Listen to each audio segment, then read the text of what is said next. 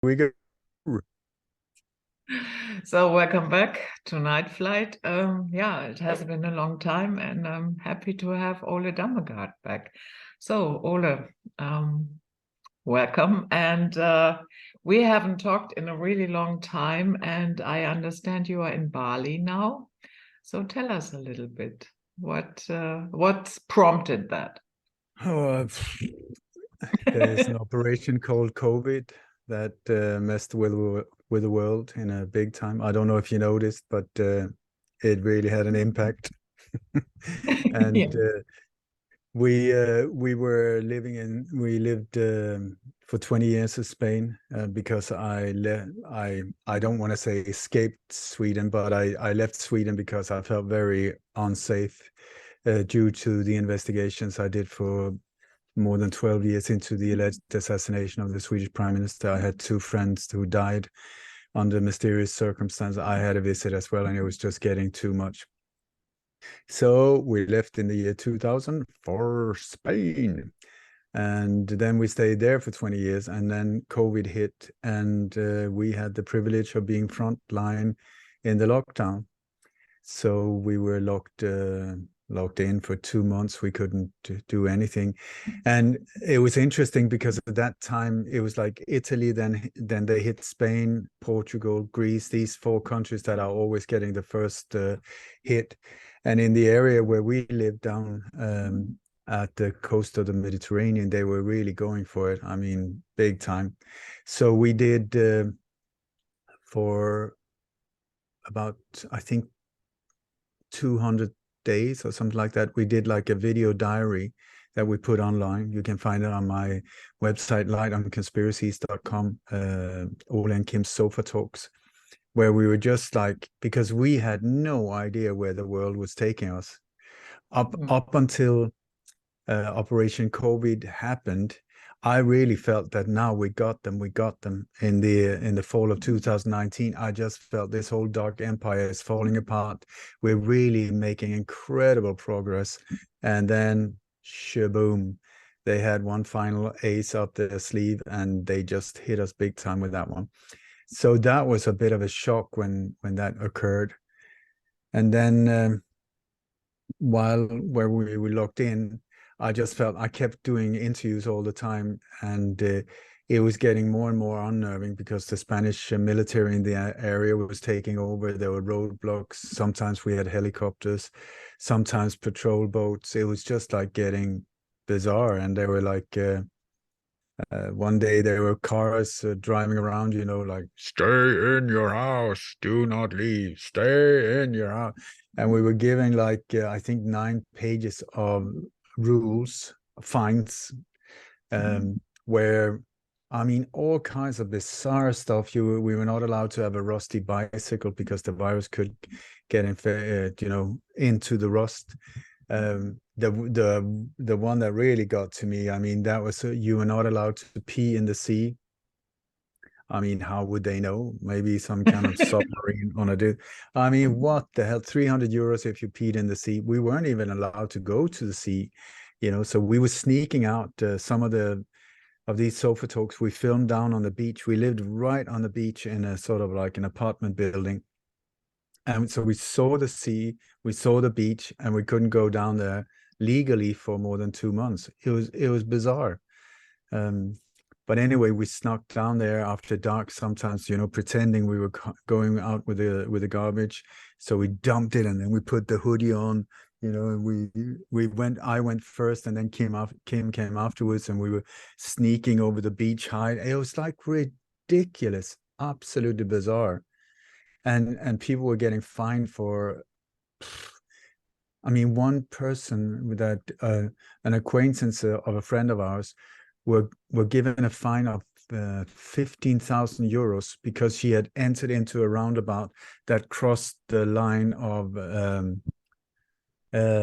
from what is it called? Come on, my brain.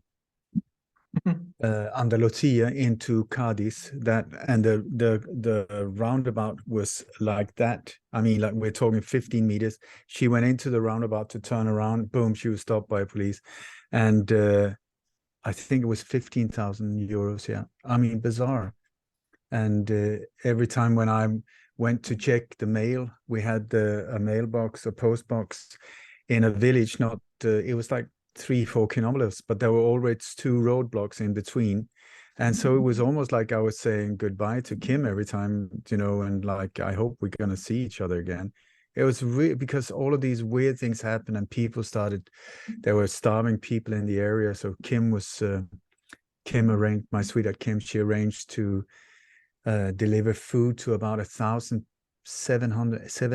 people, per week. They were gathering from the supermarkets that were throwing stuff out, and thanks to the papers that she had from that, we were allowed through these roadblocks. So I was also helping to deliver this food, and that gave me then the possibility. But it was like showing the papers every single time, and you never knew what was going to happen. I was standing with like big machine guns, and so we felt this is depending on where this is going, it does not feel good.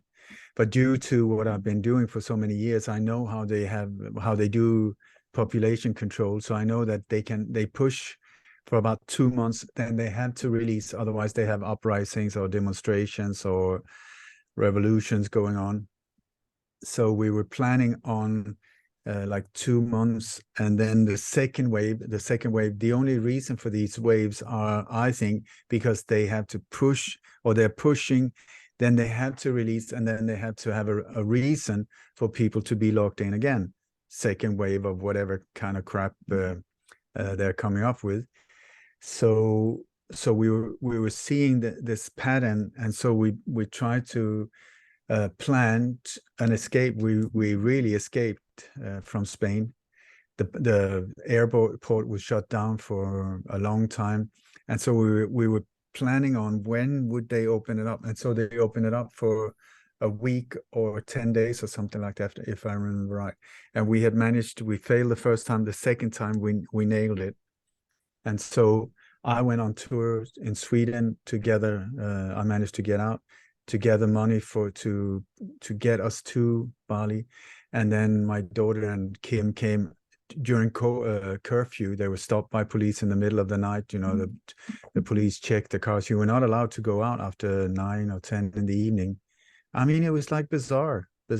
Now, a lot of people around the world have experienced these things due to this operation, but we were sort of like the first one, so we had no idea in what direction it was going.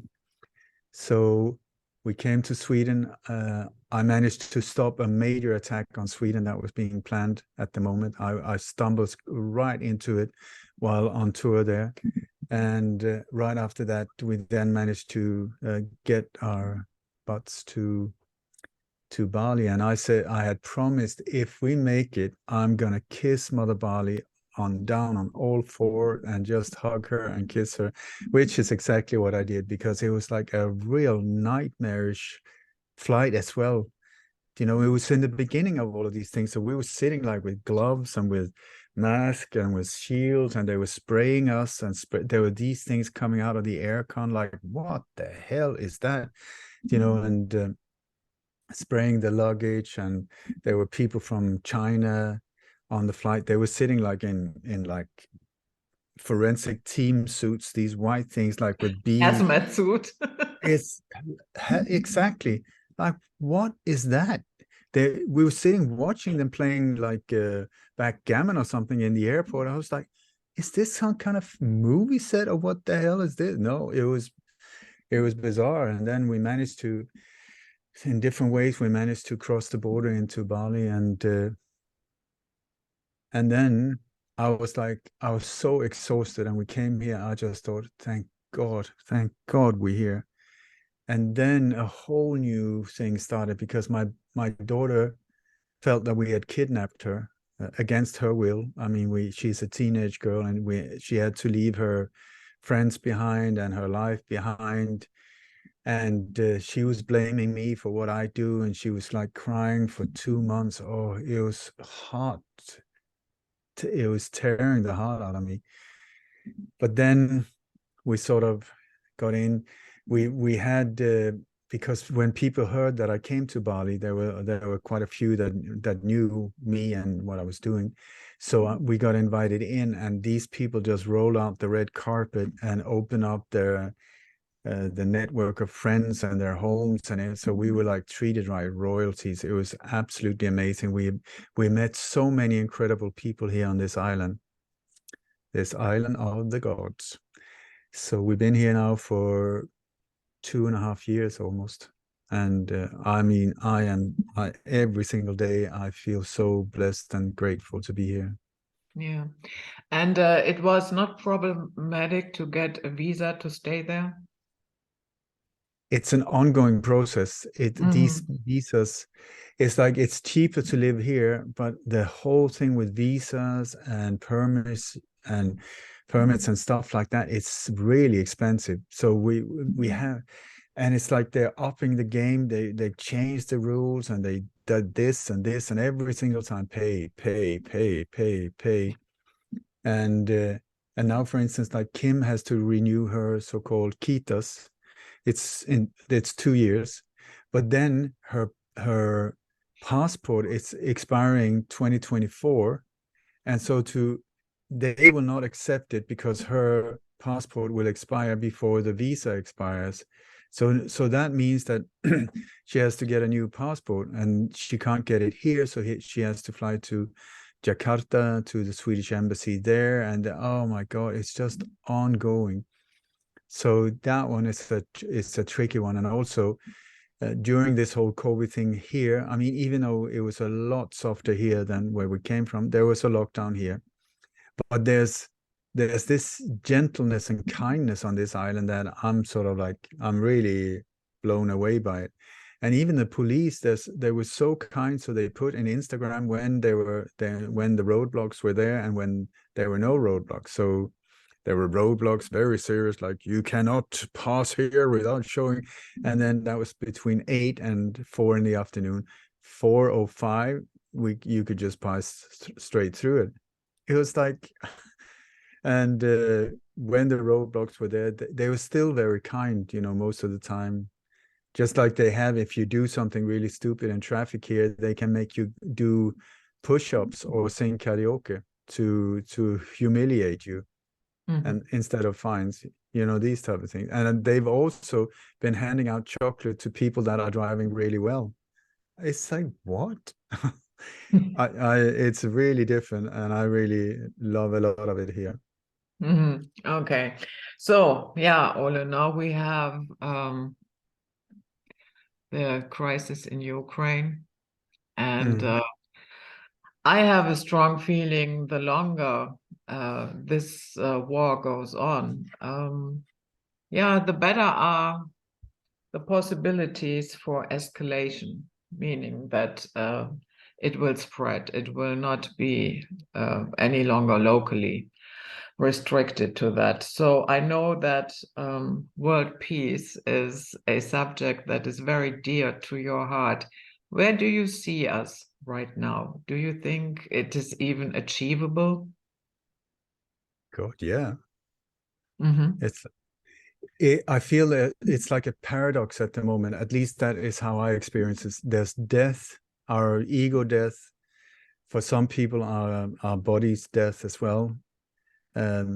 Death of different old systems and cultures and whatever. But there's also a birth process going on at the very same time.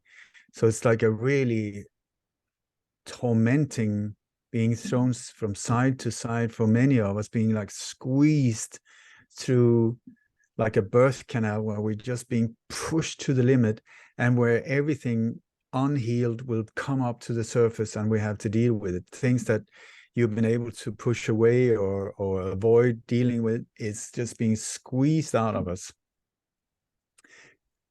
And so we have the outer circumstances. This was the inner way of seeing. Then we have the outer circumstances, and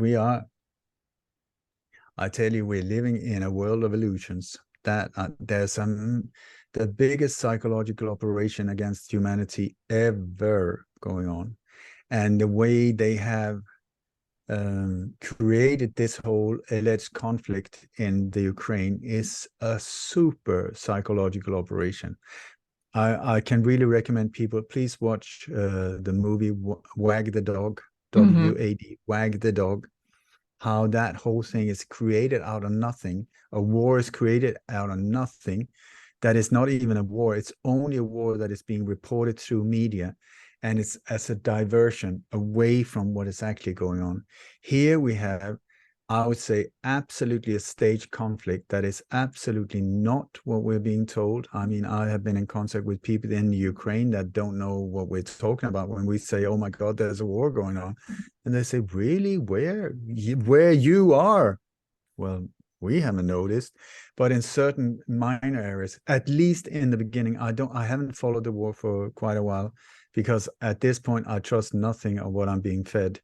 So, but it's the Ukraine is also like a black hole where they gather or they suck in financial aid to the Ukraine. Absolutely not. It's being sucked into the elite's black operations all over the world in their overtake. So they're using this whole thing that is, if you look at, we got a very, very central power in the world, the 1% type of thing that goes under the name of the World Economic Forum, that meets once a year in Davos. They have a sub organization called Young Global Leaders that was created in the early 90s, where they handpicked talents, young, beautiful individuals that in the future can be of value for them. And many key people of what is going on in the world right now are their puppets. You got Richard Branson, Virgin Airlines. You got Bono from U2. You got Putin, if what Klaus Schwab says is true. I don't know if he said that to destroy Putin or undermine him, or if it was true. If it's true, then he was a graduate in 1992, very early, one of the first. Putin has also worked for KGB, and he was also identified by an MI6 agent that was interviewed many years ago, where I heard him say that when he was being trained as a young agent in the UK, one of the other agents were Vladimir Putin. So who are we dealing with? It's like, in this case, who knows? I really don't trust any of them. And then you have Zelensky, who is another graduate from the Young Global Leaders, who's a former stand-up of all kinds of things, that came to power through a TV comedy show that was called not Power to the People. What was it called? Yeah, something like that. Where he plays himself. He plays himself as a confused university lecturer that is standing, without knowing it, is standing up against corruption and these big bad boys. And he's being, in the series, he's being raised as this incredible prime minister, Servant of the People. Servant of the People was the name of the show that went on for 5 years. It was super popular in the Ukraine. And then the production company of the show started a political party called Servant of the People. And then he, not having spent one day in politics, got elected as prime minister. Really, could it be rigged? I don't think so. Yes, it was. And paid by the oligarchs in the background. So we have this puppet as the other opponent in this conflict, where, if you look at it, I think the whole thing was to, first they deconstructed the US in many ways during the first years here of COVID, the finance structure, the restaurants, the hotels, so many things were destroyed. The superpower in the West, thank you and goodbye. Not a lot of like a superpower anymore. So superpower number 2, Russia, or former superpower, what to do with them. So here we have the standard procedure. The one they always use is demonize the leader of that country, make him look like the devil, and then that will justify any kind of attack on him because he is the devil. So we had this incredible propaganda machine where suddenly Putin is the bad boy. And as soon as that happened, so many multinational companies pulled back like a military maneuver, almost like ready, set, go. And all of them pulled back, putting Russia in a horrible financial situation. I would say possibly to destroy the Russian financial situation and break that superpower down, also so that out of, like the New World Order, out of the ruins, they want to destroy everything, and then out of the ruins, they will build their New World Order, according to, or they call it also the Fourth Industrial Revolution or Agenda 21. Same, different name, same bullshit. I mean, it's highway to hell. That is the name of the game for them. So this whole conflict, is it even real? And then in the beginning, we saw all kinds of evidence that it was bullshit, and bullshit. So many of the film sequences were from other areas in the world, or the conflict in Ukraine 2014, I believe it was, or from a gun show in Texas, or from a computer game, I kid you not, called Armor 3, that CNN was showing images of attacks, but they were from Armor 3. So now Armor 3 has sued CNN for using their images without permission. And then I know there were two different English guys, I think they were from England, on their own, they went into the Ukraine to see what is going on. And everybody said, no, you can't go there. Oh my God, it's wars all over there. It's so horrible. It's so horrible. They managed, they were not connected, but they went, both of them, into the Ukraine. What they find? It was just like ordinary life. Monday, Tuesday, Friday, Saturday, no problems. But in certain areas, like a train station, the train station was packed with refugees, so-called refugees, and international media was there. On total chaos on the inside of the train station, on the outside, absolutely nothing. And then because it was like a film set. So that was where it was being reported from. Then you have specific streets, specific areas of Kiev and other, especially Kiev, where it was like film sets, cars lying turned upside down, bricks and old houses in the background destroyed. And then when they moved the camera slightly to the left, it was just another day. There was absolutely normal life, no difference whatsoever. But these specific areas were international media, owned by very, very few, when you look at it, and controlled by very, very few, were sent in to film sequences that was completely set up and absolutely not happening. So it was an illusion of a war.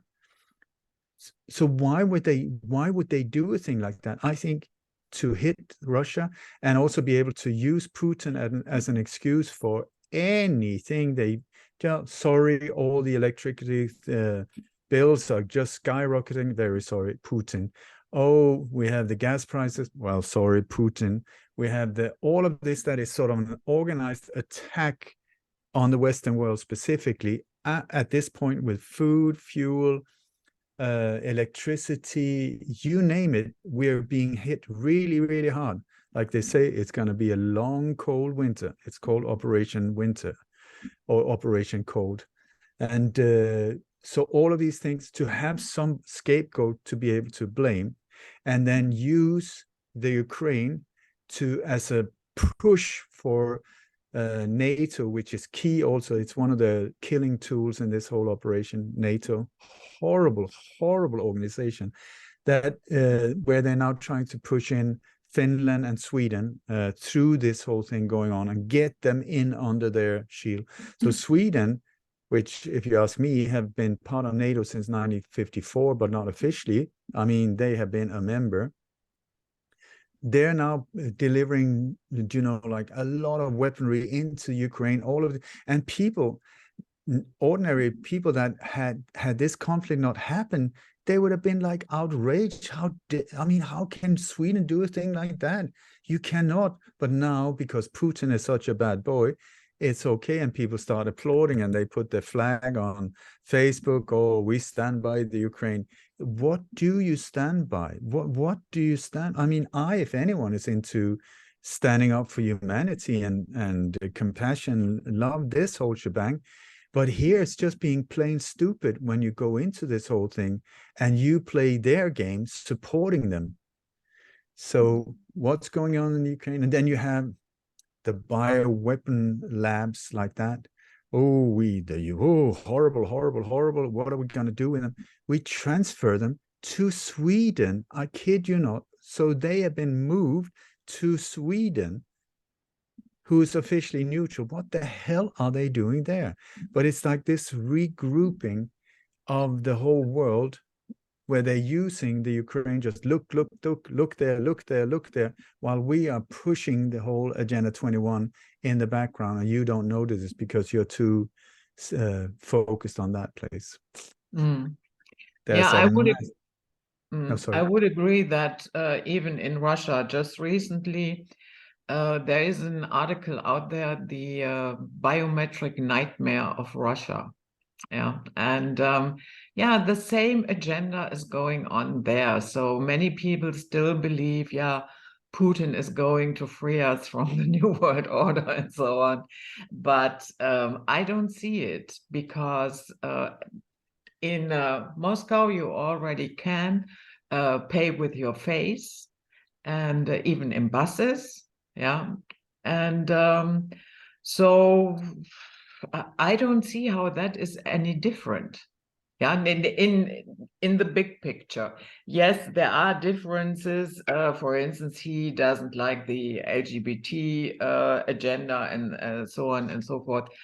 But you know what the WEF would like to see, yeah. That is going on. And I would say that Putin is not even the most important guy in Russia. I would say that is the leader of the CEO of Sberbank. Yeah, and the same is going on with the CBDCs, the electronic cash only regulated by the central bank. So where's the difference? It's also, where do we get this news? I mean, are you in Russia? Are you side by side with Putin? No. Am I? No. So we have these videos coming in. Well, this is news and this is from this. And is it really, now with the technology they have, where in live feed they can swap the faces, just like we're being now on TikTok and stuff. We can do all of these things. They can change voices. They can do all kinds of stuff. So we cannot trust any kind of imagery, videos, sound recordings. We can't trust it at all. We have no idea. Is that really Putin speaking, or are we being fed whatever agenda they want? Are we being allowed to get information directly from Russia, or does it go through these Reuters, Associated Press, CNN, Rothschild-controlled news agencies that will, of course, just feed us with what benefits them? And they're warmongers. So it's sort of like, so I don't even listen to Putin. I don't take for that when somebody says he said that, did he really? Okay, Trump, he said that, did he really? Well, Biden said that, did he really? Do you know, I mean, these people, many of them are just CGIs. Like, look at Biden. There's so many examples of where it's just CGI, where the background messes up with the foreground because the green screen isn't correctly calibrated. Or, you know, what are we looking at? So I think we have to bring it back at all times to ourselves. And instead of getting too confused of this one and being manipulated by this Wizard of Oz, this mash illusionist David Copperfield that is just playing all sides, and you feel tired. This is what they're trying to do, to confuse us and divert us away from what is actually going on, where it's in the heart, you know, this is right, this is wrong. And so we need to do the journey from here to down here and be aware of it at all times, that I could be completely tricked, you know, because I mean, I'm really starting to see that it's, you have cell phones, yeah. You and I speak. Yeah, I would like I really love yellow sheets. Within 5 minutes, boom, you're starting to have ads on your phone about yellow sheets. So this is not a theory anymore. There's actually something going on. Boom, it's coming up. Boom, we've done experiments. Yes, it's coming up. The thing we speak about. So is it only for commercial purposes? Or are they using it in different ways? Of course, they're using it in different ways, you know, also making money, but there's a whole different shebang going on. So these also, I can't remember, there was an incredible documentary about this whole development of how they were controlling and with social media and how, so for instance, my Facebook doesn't look anything like your Facebook or your Twitter account. Some people say, oh, Twitter is so hateful. I don't see a hateful word at all. They say, oh, it's only this type of thing. I don't see that at all. So we're being fed different things. It's called the same, but it's being fed personal. You have a personal feed through social media to you. I have a personal feed to me. So we have a friend here at the moment who is an air stewardess since 30 years in Sweden. And she's like triple waxed, all of her friends, all of the crew, she has never even heard about anyone with any kind of reaction against these so-called vaccines. I am being fed a lot of information about horrible effects of the vaccines. How is this possible? And also a lot of pilots dying, a lot of in the air industry, lots of people suffering, having horrible, and she does not. I spoke to her husband, who I really trust. You know, he's been a pilot for 25 years, something like that. Never seen a chemtrail. And I'm like, are you kidding me? Are you kidding me? When every time I fly, I see them. I see the planes. I come in over, if I'm on tour, I come over a major city. It's crisscross sky. He has not seen it. So I'm more and more coming to a point where it's almost like we're living on different frequencies, you know, what I call it 3D reality and 4D reality, where we don't see the same thing. We do not. So we meet sometimes like this, but on the whole, my reality is here, their reality is here. And so I don't know what is true and not, because I've started asking people here, because there are all of these things. Yes, a lot of people are dying here on Bali, you know, children are dying and people are having all kinds of horrible side effects. Have I seen it personally? No. I've seen one girl possibly, you know. And so I've started to ask, have you seen anything, or have you just heard it? And more or less everyone I've spoken to have just heard of it. It's like one step away, my hairdresser's cousin or my brother's wife's sibling, but have you seen? Nope, nope, nope. So I don't know. I'm really confused at the moment. Yeah, I have seen 2 cases personally. And one of them was the life partner of my mother. And after his 3rd shot, a couple of days later, he got a heavy stroke and he died. And that was not necessary. Yes, he was in his 80s, but he was, you know, a strong man, very tall. He was not, a very fragile man, and not by a long shot. And that, to me, that was classic. I didn't say anything, and then after a while it was my mother who expressed her doubts and concerns. And I said, Mom, I thought that from the second you gave me the call that you have to go to the hospital. But I didn't mention it because Yeah, she took the first 2 shots, and but now she's done. She's done with that, and I guess she would never do it again. So that experience of hers, that really shattered her belief system. You know what I mean? Yeah. Mm. Yeah.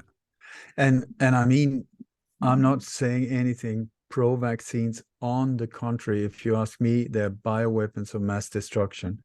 Mm. And I stand by that. But there's a confusion going on at the same time where I feel it's so important that we don't get like, yeah, I know the truth and you do not, you know, that we are sort of like this, that so I'm really questioning everything and really taking it very, very slow to believe things that I'm just being told or shown, so that I just react to things instead of taking a step back and really like, whoa, whoa, whoa. Let's look into this deeper if we can. So It's when the Nord Stream pipelines got destroyed, do you think it's even possible that that is not really destroyed? I was not there. I didn't dive down there. As far as I know, yes, it was destroyed.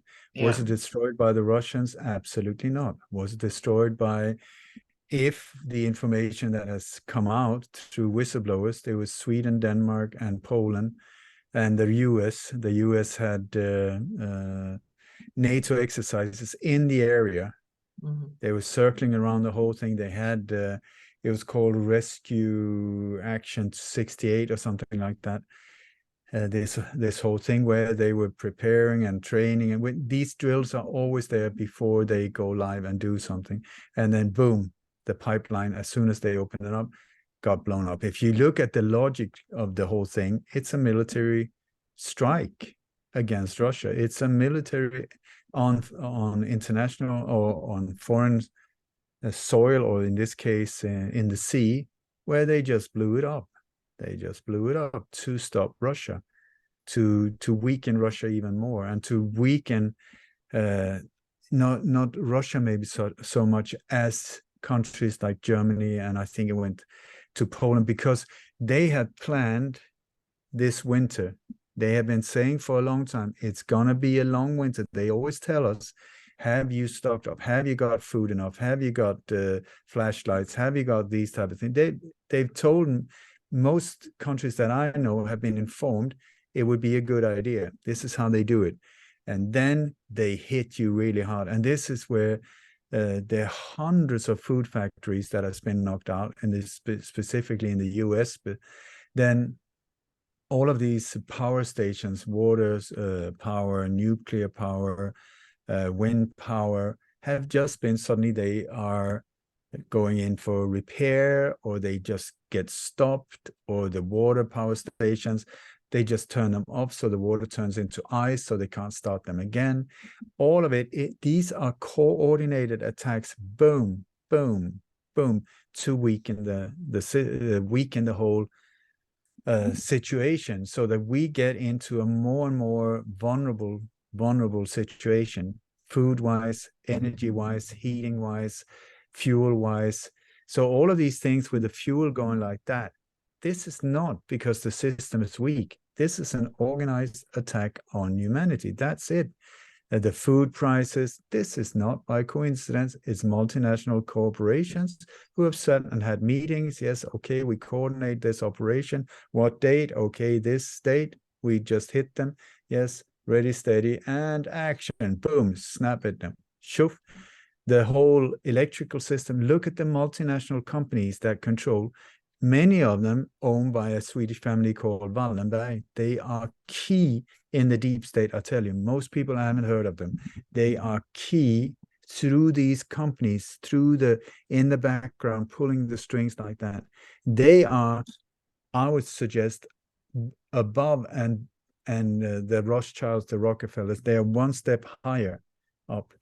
And I believe that they're hiding behind these multinational front windows. BlackRock, Vanguard, these type of companies are controlled through them. where they can, through some of their companies, they control the electrical system, the network system in 180 countries. They own the NASDAQ thing in New York. They own Red Bee that owns BBC and many other media outlets. They're massive in mining all over the world. There are Electrolux, SKF, which is all of the wheel, what do you call it? What are they called? These wheelbarrows? No, it's not wheelbarrows.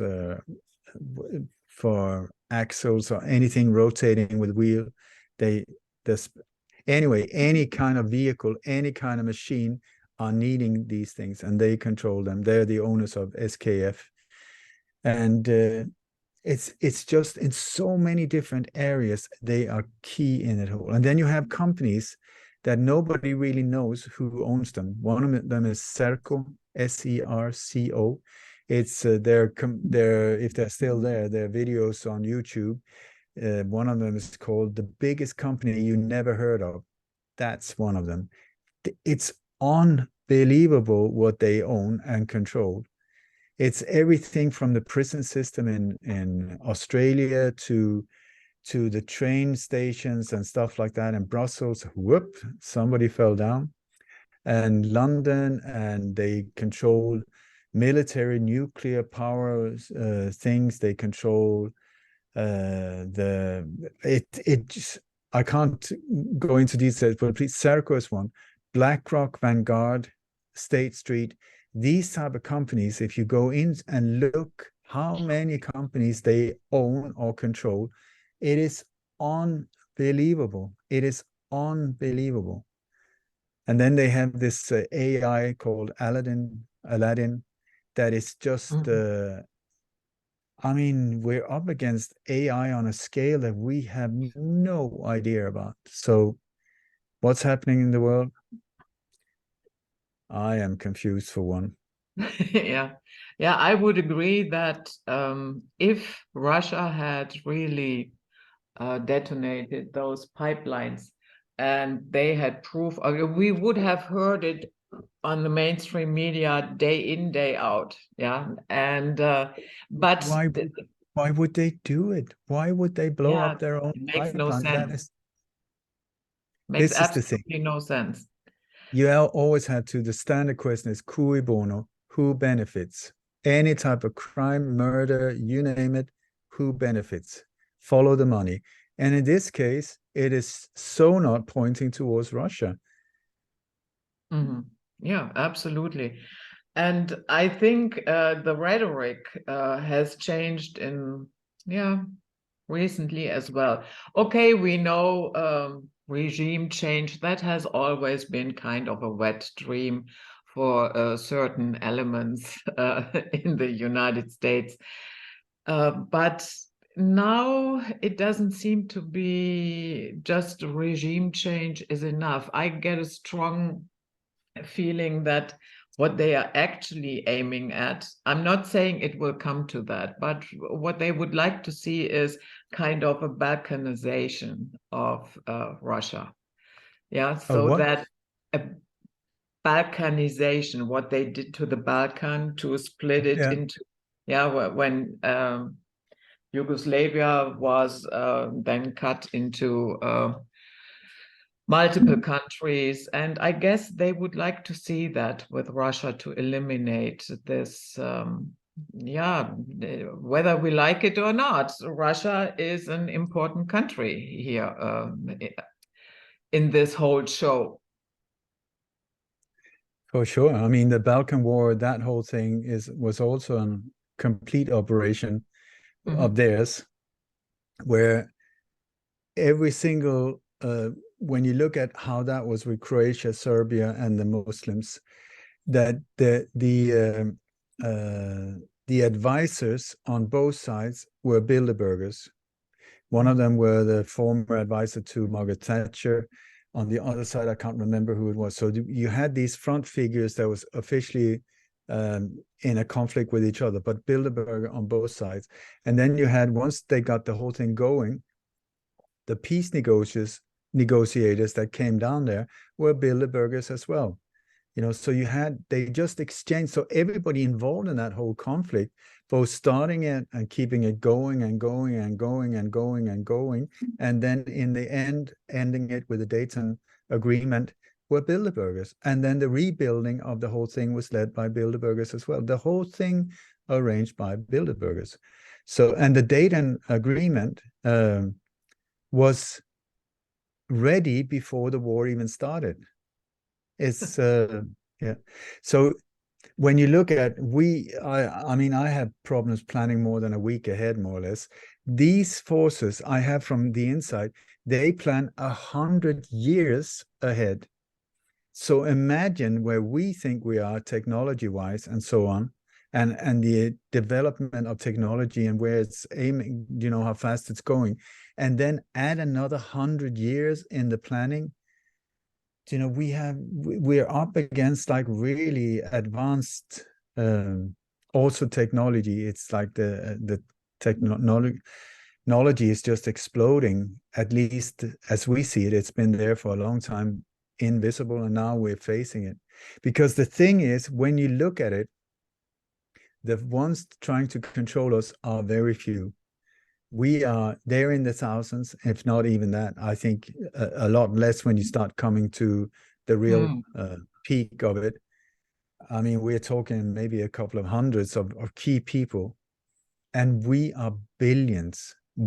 So how can these few control the masses? And this is just like the Roman Empire. Also, we're in a similar situation where a handful of people were controlling the biggest empire on earth, in the world, before the time of fax machines and phones and all of these type of things, and newspapers and Morse alphabet.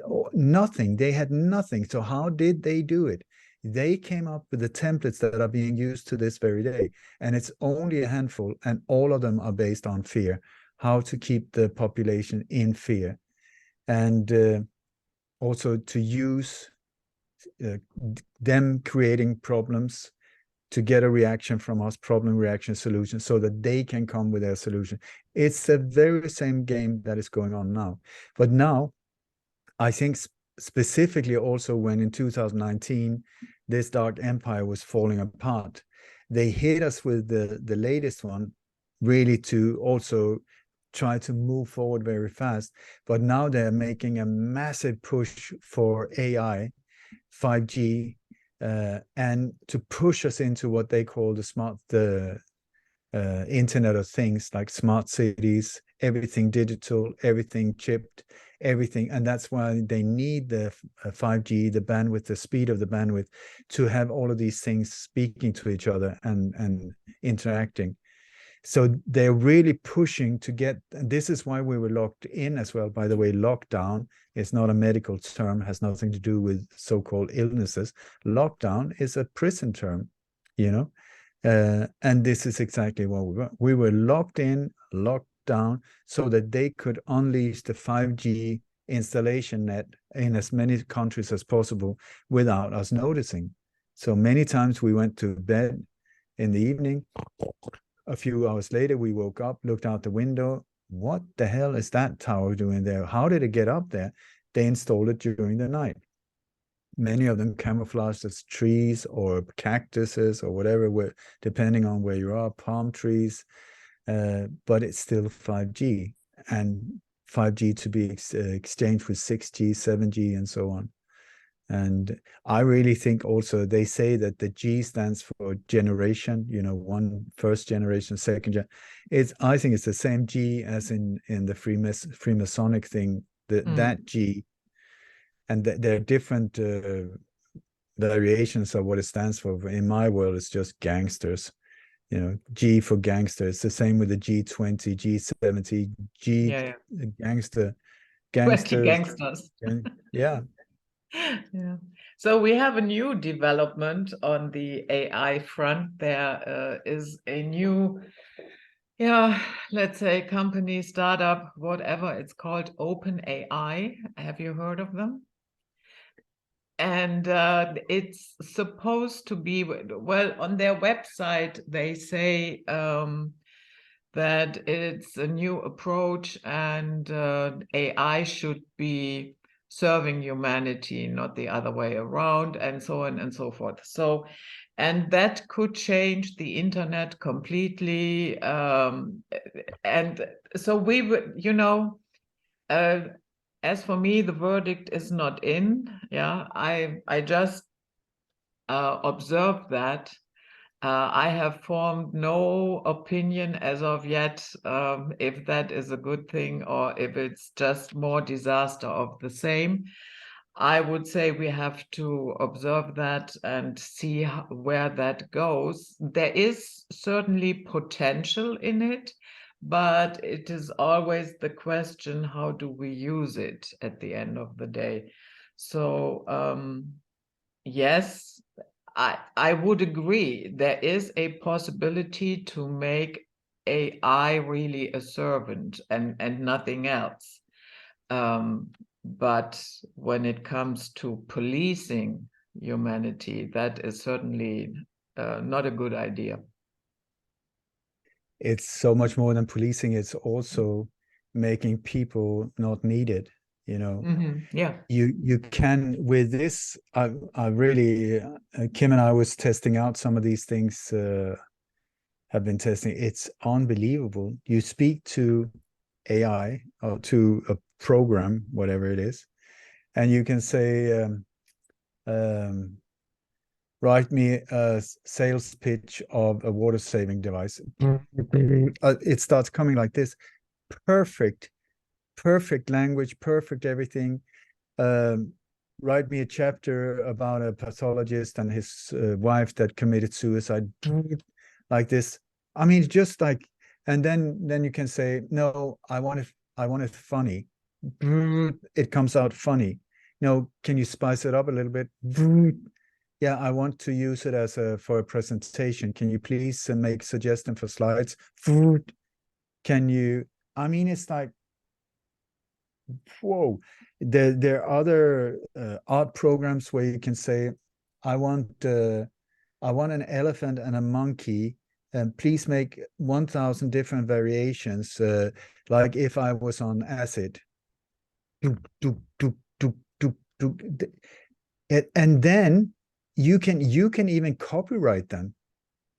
It's like, so in one way, it's unbelievably efficient and incredibly effective. You can also, they have these like video editing programs. So you can have, for instance, I make this sales pitch. I say, make a sales pitch of this water saver. Okay. Then there's another AI program where please make it with a vocal, a voice, a male voice in their 50s. Then you have the recording that text, but being, and these voices don't sound like I have not got a cigarette to, no, they sound alive. And I tell you, it won't take long before you can exchange it with your own voice so that it sounds like you're doing it. I tell you, it's just around the corner. Or that you can use somebody else's voice, like Barack Obama, whoever you want, and then, okay, then you can take that and you can go into a video editing program for AI, and you just say, okay, make me a water saving device presentation based on this text. It's there. And then I mean, we're talking like it's created while you look. It's like whoop, whoop, whoop, whoop, and boom, there it is. Then you can take and say, no, I want it more connected to nature. Change, the images are changed. So, and then you can handpick, no, that image, I don't like that. Can you please make a better one with a waterfall? Boom, it's there. It's like, what the hell? Who? Do you know, like language teachers? Now we have with all of these, what is it called? Driverless cars and trucks. And so the whole bus driving, the whole taxi, that's out of the window soon. Trains will be able to drive without train drivers, then language schools, secretaries, salespeople. It's all in AI, and this whole AI is developing all the time. It's doubling its efficiency. I think I don't know if it was 3 weeks or 48 hours or something like that. Unbelievable. So it just keeps getting more and more powerful. You can ask it, please make me, I want 48 pages about spirituality and how to elevate humanity. It just comes out. It's beautiful. And then you say, no, I want it more aggressive, make it with a hidden sales pitch in it. And it's perfect English or whatever. It's only got, I don't know how many languages at the moment. And then it's open source. Here is, once again, it's for humanity. That's how they always sell it. And if it's for humanity, fantastic. But very often, this type of technology has cost a fortune to develop. And it's very often military forces or DARPA or intelligence agencies that have developed it. They recruited really intelligent people to take them out of the system for us, and then they're using it against us. So they come up with these tools like the internet. It was a complete military installation to start with, based on the whole network structure of telecommunication owned and controlled by the Swedish family Wallenberg through Ericsson.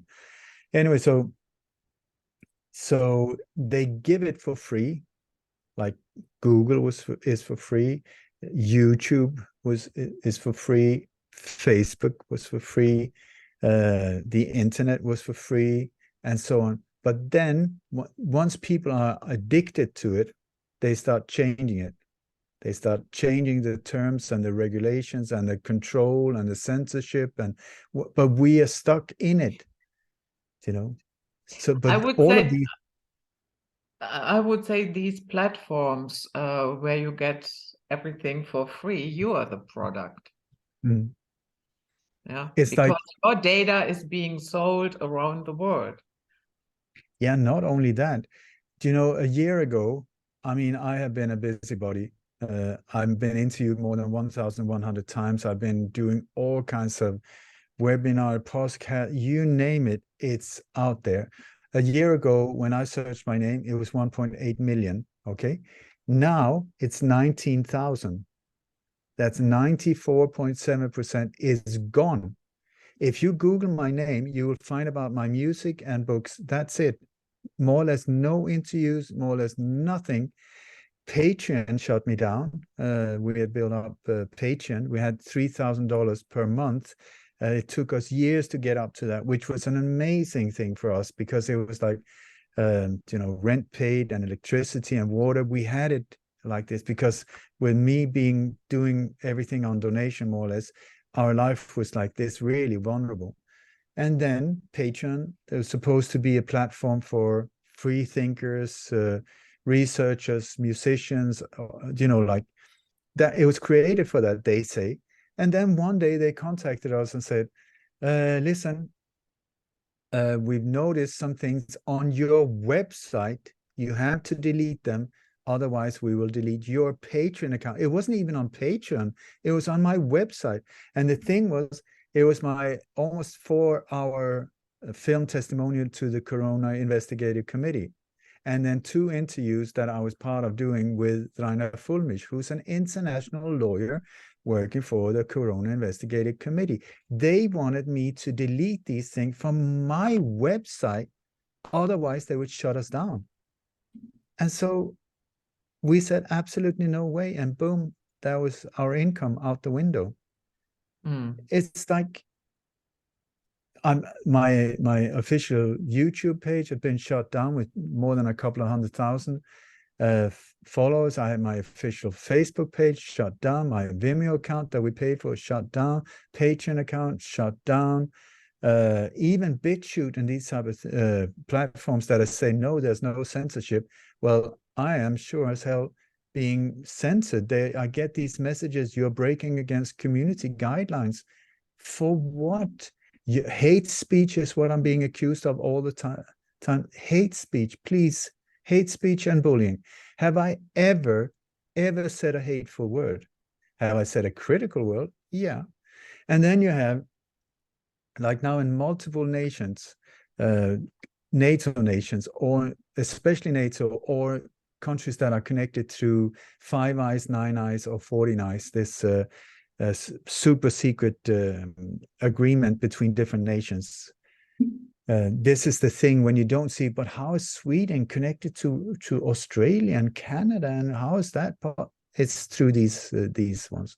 But now they're really hitting or going for truth seekers or people like myself, where they're trying to, through different psychological operations and force flag attacks, trying to make conspiracy theories a mental disease, a mental illness. Or if you're an anti-abortion person, or you think that there's a conspiracy around the vaccines, they want to label it under mental illnesses.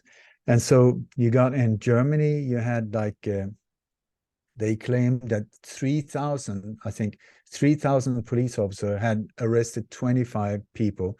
For 25 people, I think they had been planning to make a coup d'etat or an overtake of the government. Okay, 3,000 police, I can tell you that's bullshit right there. But somebody who controls the media has said, okay, let's make it convincing. So 3 and 300, no, we put another 0, 1, 2, 3, enter.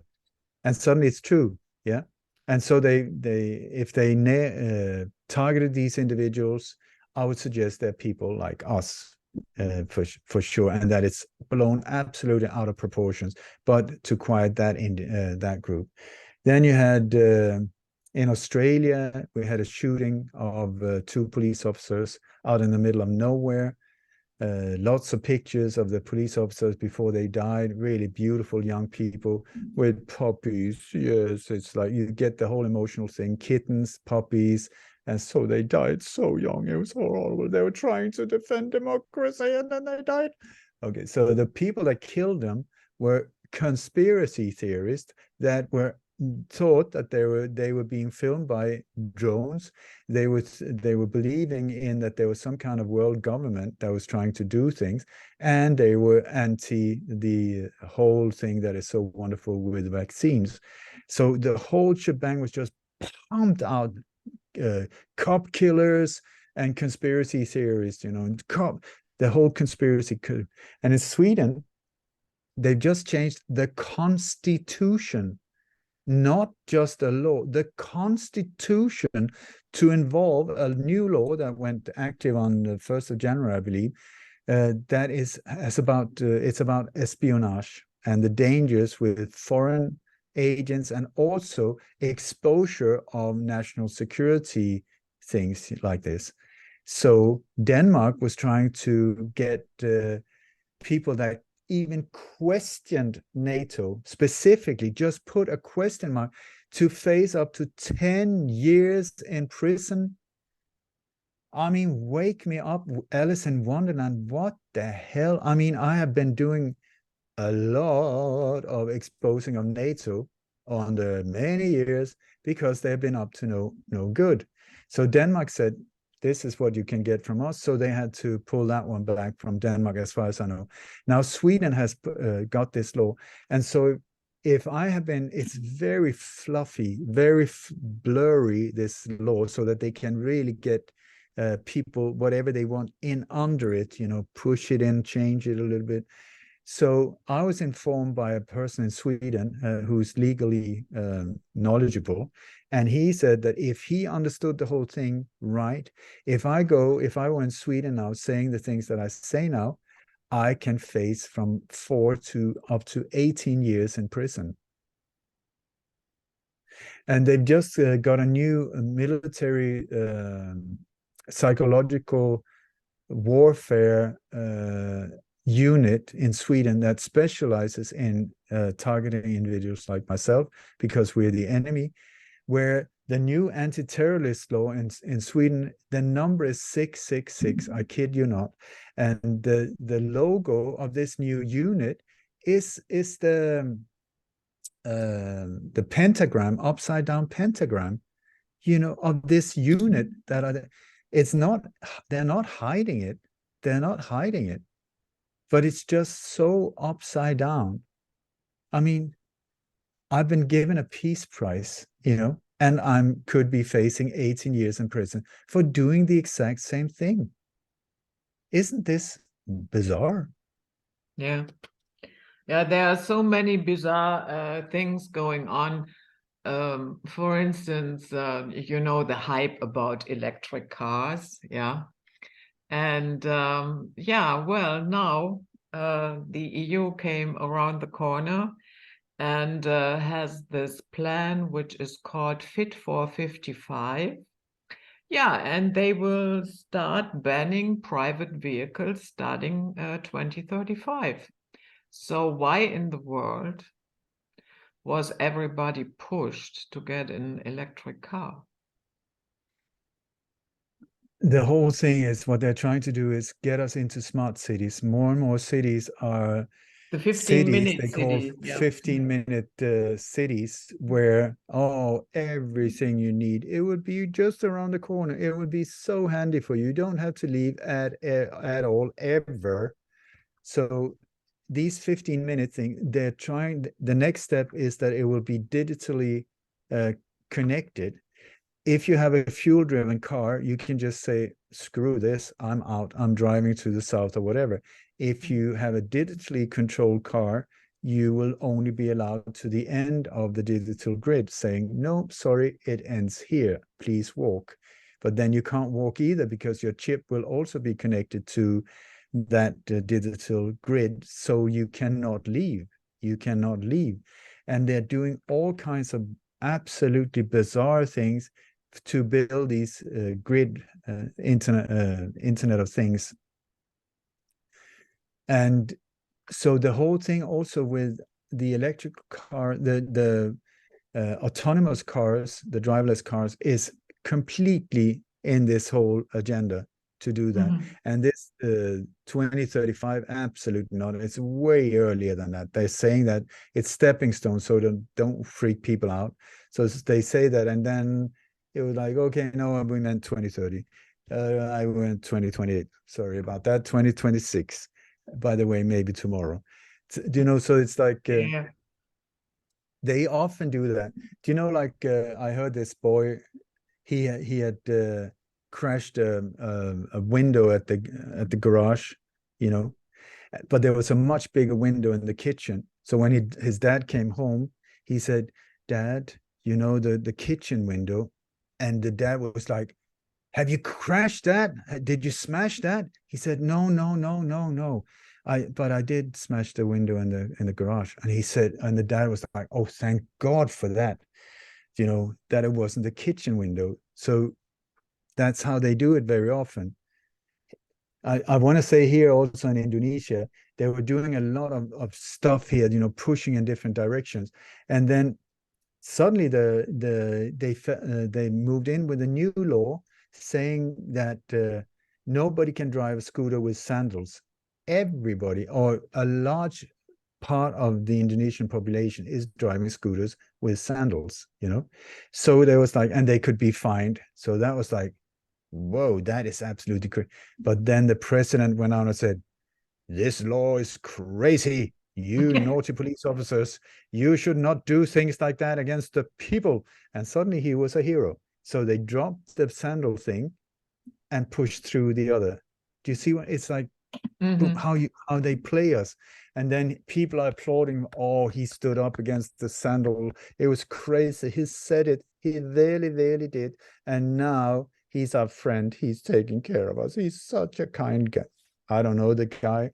I just feel, whoa, that was a psychological thing if I've ever seen one. Boom, boom, like this. So, but this whole electrical car thing as well, with the batteries turning, you know, like turning on fire. And also, what are they made of? They're made of lithium and things that are really, really expensive, hard to find, also from countries that are really, like being plundered. So this whole thing about, oh, it's so good you don't use fuel. No, but what are you doing? Yeah. And where does the electricity come from? No, it's only electricity. Yeah, but maybe it's like a nuclear power plant that is generating the electricity so you can charge your car and drive green energy. No, what is generating the thing?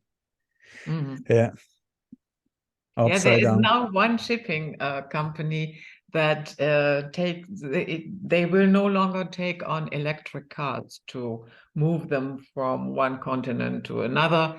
And the reason for that is that they are constantly on fire, and we cannot risk that our ships go up in flames because of EVs. So, yeah. Makes sense. Yeah. So, Ole, So, Judith, is there anything that you would like to leave us with, a thought, um, something that is dear to your heart in I closing? would I would say, when in doubt, listen to Louis Armstrong, What a Wonderful World. Mhm. Listen to the lyrics, listen to that. Find your way back to gratitude. We are being bombarded with fear.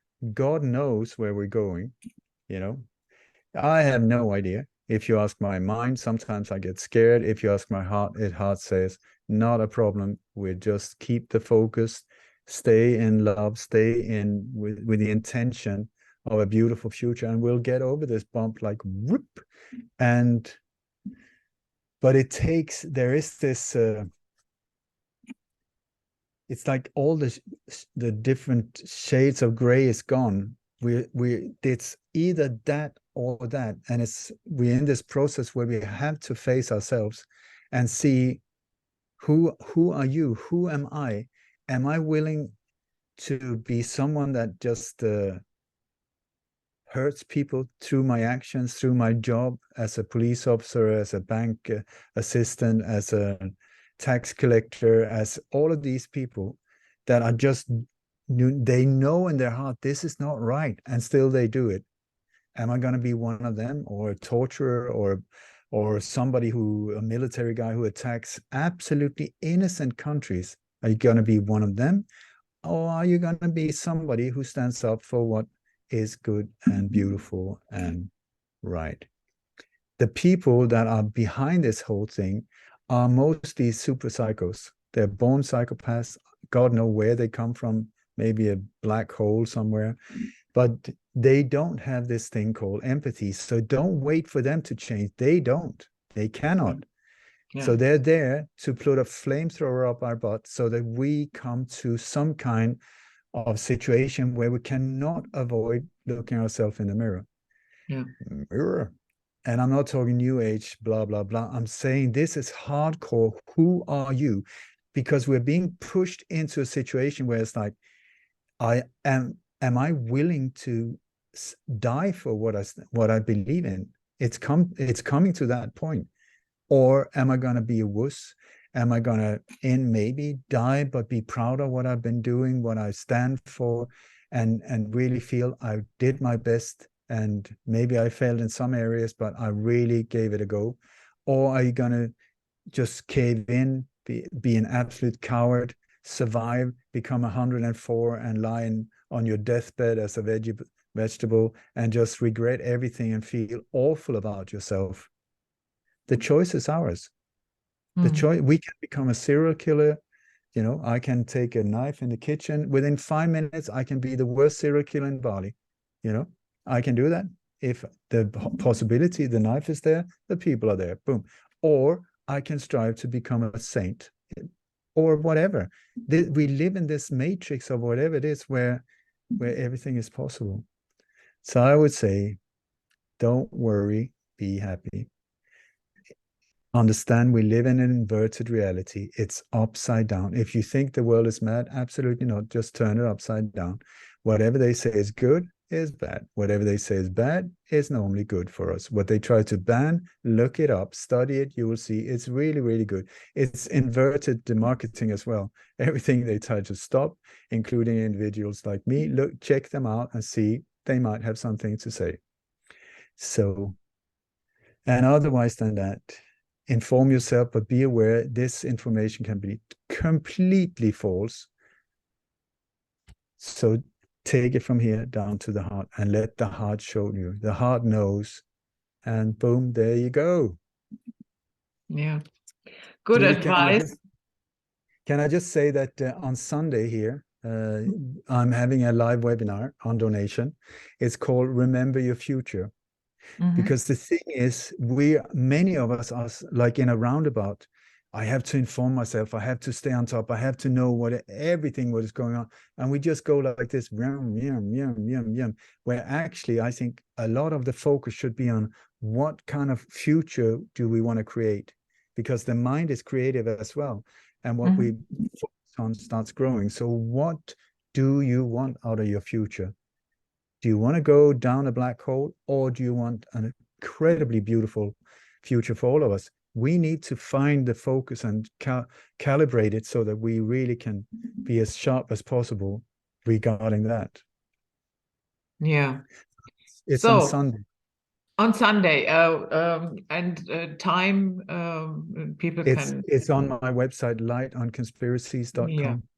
Yeah. I also, since we last spoke, I have the world's largest research vault available also online, and newsletter, my books, my membership, whatever. So please join me there. Yeah. Okay. So thank you so much for coming, Ole, and I wish you and your family a good life in Bali, and let's hope that everything will turn the corner and we will focus, and yeah, we will think how we would like to live, no matter what others like to dictate to us. Exactly. Yeah. So And that was, sorry. I want to thank you as well for inviting me, and your cat as well.